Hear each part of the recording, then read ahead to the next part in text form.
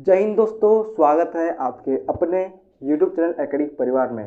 तो दोस्तों, आज का जो टॉपिक है वो बहुत ही मज़ेदार टॉपिक है, यानी कि क्लास 10 का चैप्टर नंबर 9 त्रिकोणमितीय के कुछ अनुप्रयोग। तो चलिए इसको समझते हैं। और हाँ, इसमें कुछ टॉपिक है यानी कि उन्नयन कोण और अवनयन कोण, ये सारे टॉपिक को समझना है और एक्सरसाइज को कैसे बनाने हैं ये सारा चीज़ मैं आप लोगों को बताऊँगा। ठीक है, तो चलिए सबसे पहले हम लोग आते हैं उन्नयन कोण यानी कि एंगल ऑफ एलिवेशन। ओके, यह ऐसा कोण है जिसमें हम लोग नीचे से ऊपर की ओर देखते हैं, नीचे से ऊपर की ओर देखते हैं, उससे हम लोग उन्नयन कोण करते हैं। ठीक है, तो देखिए इसमें क्या कर रहा है, एक बच्चा है वो मीनार के शिखर को देख रहा है, यानी किधर, ऊपर की ओर देख रहा है। ठीक है, नीचे की ओर नहीं देख रहा है, ऊपर की ओर देख रहा है।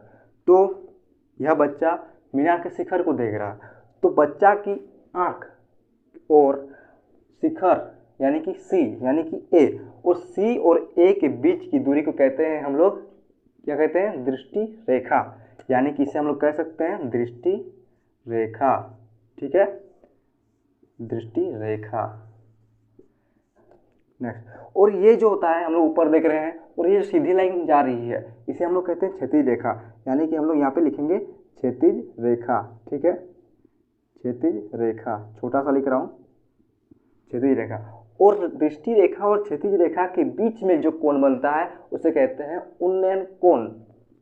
इसे आप लोग बहुत ही ध्यान से देखना, क्या वो कहते हैं, उन्नयन कोण। ये जो आपका कोण है वो होता है उन्नयन कोण। तो यही हम लोगों को समझना था और यह इंट्रोडक्शन था उन्नयन कोण के बारे में। अब हम लोग नेक्स्ट जो आएंगे वो है अवनयन कोण। लेकिन इससे पहले मैं आपको बता दूं कि अगर आप मीनार नहीं बनाना चाहते हैं, अगर बनाना नहीं आता है, तो आपका कोई दिक्कत नहीं है, आप ऐसे ही बना सकते हैं। ये रेखा खींचना है, यानी कि ये हो गया आपका मीनार। ठीक है, ये मीनार हो गया और ये हो गया आपका डिस्टेंस, ठीक है, नीचे का।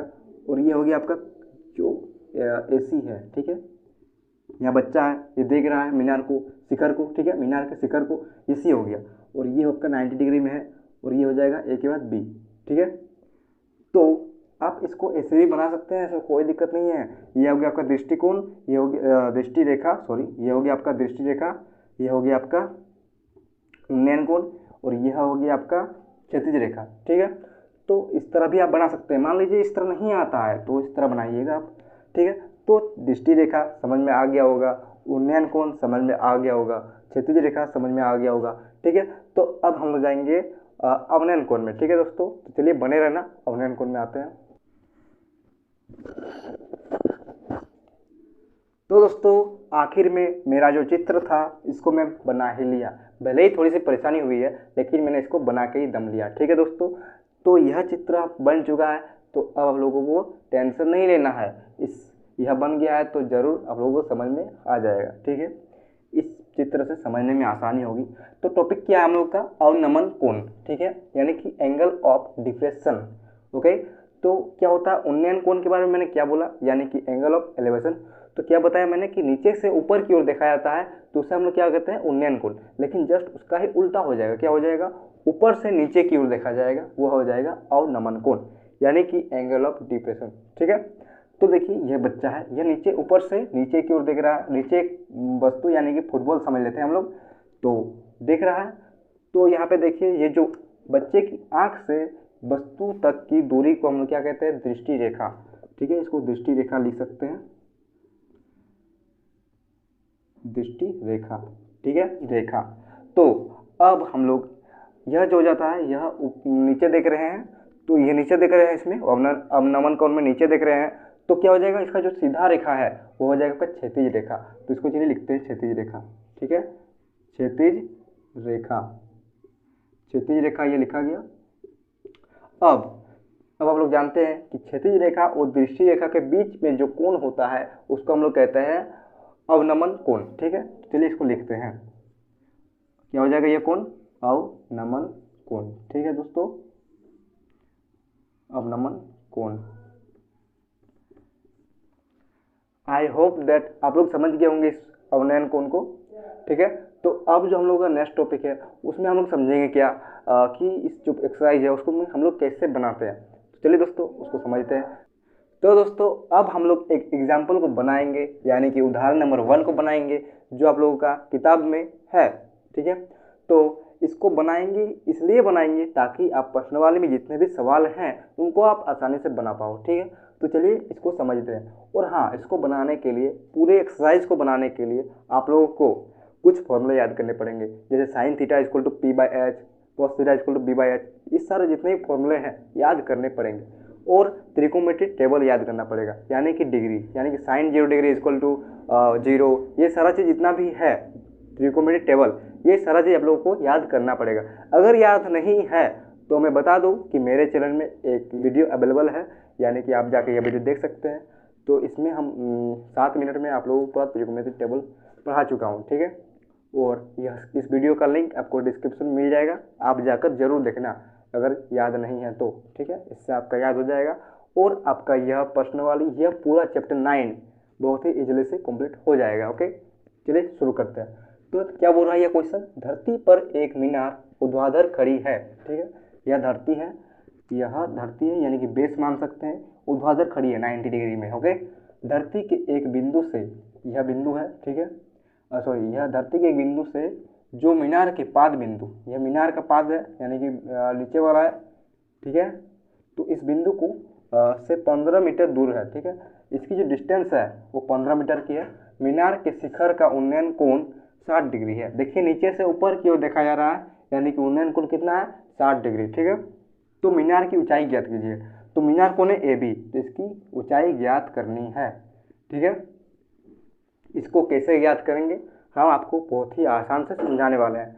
तो चलिए इसको समझते हैं। तो सबसे पहले आपको गिवन लेना पड़ेगा। गिवन में आपका क्या क्या दिया है, देखिए BC इक्वल टू 15 मीटर और एंगल नाम है एंगल C, कौन सी इक्वल टू 60 डिग्री, ठीक है। आप ले सकते हैं।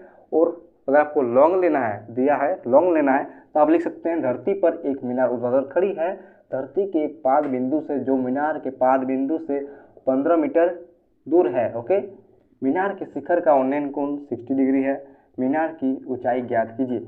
आप इसे लिख सकते हैं गिवन में भी, क्वेश्चन को जस्ट गिवन में उतारेंगे तो वो आपका गिवन कहलाएगा, ठीक है। ये एक शॉर्ट फॉर्म है, ये एक शॉर्ट फॉर्म है, यानी कि हम लोग गिवन लिख चुके हैं। अब हम लोग आते हैं सॉल्यूशन में।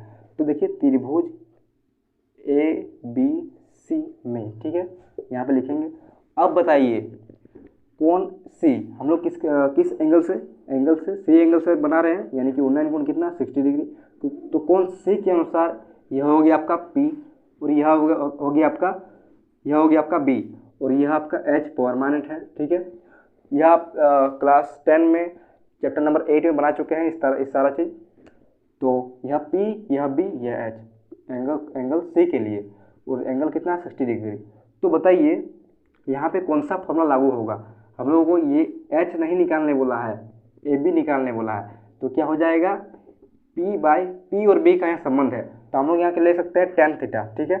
तो tan थीटा लिख सकते हैं, tan थीटा इक्वल टू क्या है, P/B, लिख सकते हैं P/B। अब देखिए थीटा क्या है, tan थीटा है आपका 60 डिग्री, तो लिख सकते हैं tan 60 degree equal to P का मान क्या है पता है, P का मान हम लोग को नहीं पता है। तो चलिए यहाँ पर लिख सकते हैं AB, लिख देते हैं AB/BC हम लोग को मालूम है क्या है, 15 मीटर मालूम है।